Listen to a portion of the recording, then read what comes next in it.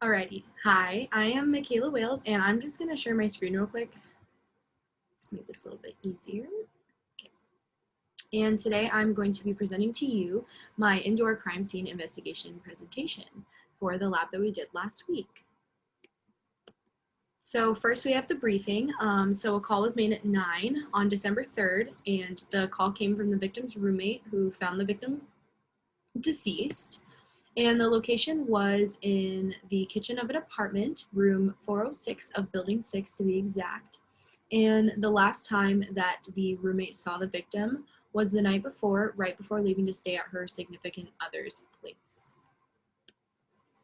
So the crime scene method that we used to search was the zone method, which divided the scene into two sections. So zone 1 was the kitchen counter, and zone 2 was the kitchen floor. And we used the strip method to search because the scene was very small. So Jose, Emily, Kaylee, and Jessica searched the scene twice after Jessica had taken pictures. And then Sierra took measurements of all the evidence and as well as the measurements of the scene itself. And then Michaela, myself, I took the crime scene notes. And then after investigating the scene twice, and we talked to Detective Violet and kind of had a couple questions and clarification questions, we ended up collecting 12 pieces of evidence. And numbers 5, 6, 7, and 12 all come from the glass bottle. So here are some of the overalls. Southeast corner of zone 1. This is zone 2. Southwest corner 1 and 2. Northeast corner 1 and 2. And then northwest corner 1 and 2. And these are the evidence items that we found at the scene. So possible blood from the victim, a cell phone, strands of hair from the table, a white powder substance, liquid from the glass bottle, fingerprints from the glass bottle, white pill bottle cap, swab of potential DNA evidence, a strand of hair from the chair, and a DNA swab of the glass bottle. So item number 1 is the 2 blood droplets. This was found by the victim's head, and this was just collected with a dry swab that was then left there to dry. And then we have item number 2, which was the cell phone. This was in the victim's right pocket, kind of like sticking out. And then item number 3 is this little cluster of hair on the kitchen counter. This was packaged all together. It's a little more than one strand, so I did find that a little interesting. Then item number 4 is this white powder substance. There was a line or a clump in the middle. And then items number 5 and 6. 5 is the yellow liquid that was inside of this glass bottle, and this was just collected with a pipette and put into a little glass vial. And then the glass bottle was then dusted for fingerprints with magnetic powder, and 3 fingerprints were found and lifted. And then 7 and 12, 12 is the DNA swab collected on the top of the bottle. It was just collected with a dry swab. And then item number 7 was the glass bottle itself, and that was just packaged regularly after having the liquid disposed properly of. And then 8 and 9 is the pill bottle and the pill bottle cap. Item 8 is the pill bottle with the label Valium on it. So this is potentially Valium. There were no pills found inside at the time. And the pill bottle cap was item number 9. And the inside of the cap was facing up, which was interesting. Item number 10 is potentially some DNA evidence. What it looks like to me is if someone were to grab their, like a sweaty hand or just a hand in general on the table and swipe down,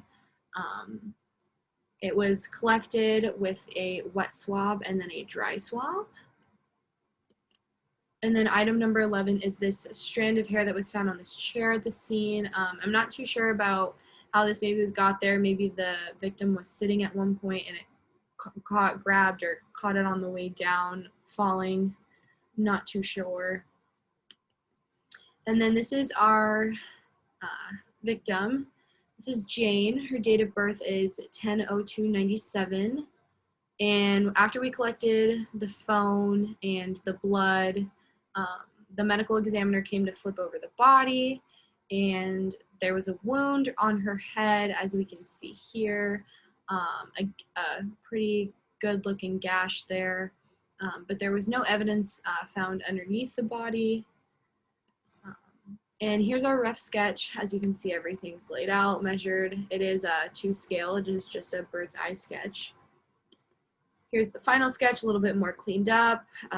Same thing, to scale, bird's eye, powder, blood.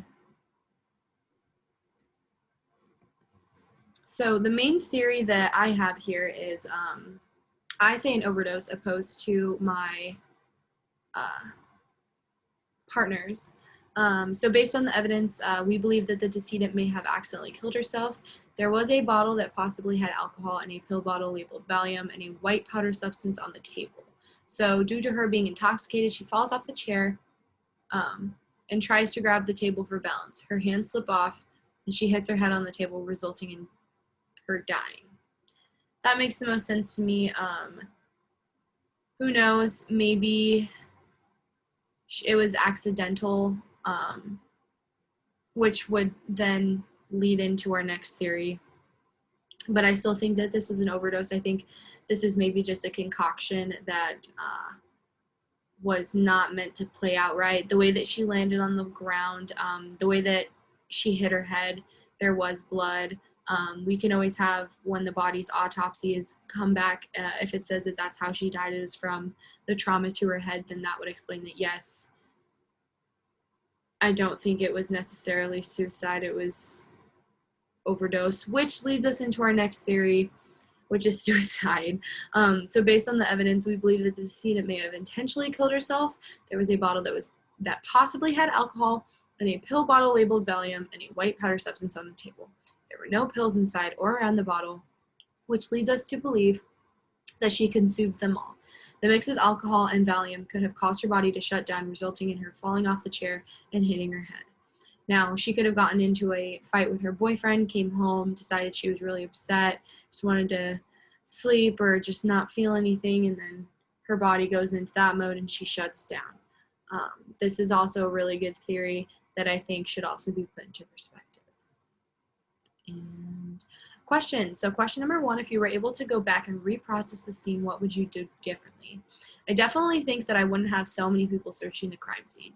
With a scene that small, it's pretty easy to see what is there. I think one person per zone and then one extra person who's there to help bounce between each zones. And then we could have had 2 people measuring, me taking the scene notes and Sierra sketching and taking measurements. Or Sierra sketching, taking measurements, and one girl helping her and someone else taking the photographs. I think that would have made it run a lot smoother. And do you think that you made any mistakes or forgot anything? I think that we would become a little bit more, we became excited when we found a piece of evidence and wanted to package it, and we would become forgetful of things. For example, there was at one point when someone went to grab the glass bottle and I was like, wait, don't touch it. There could be fingerprints on it first before you empty it. Let's make sure we grab it in a way that we could be gentle, keep those fingerprints safe. And I don't think we forgot anything. We actually found more evidence than we were supposed to. Hopefully that was all the correct evidence, but I think we actually found a lot more evidence than we planned to in this scene. And that is all. So I'm gonna go ahead and stop sharing my screen, but thank you for watching this video, and I hope you enjoyed. I really had fun in this class, but have a great rest of your day. Thanks, Tally.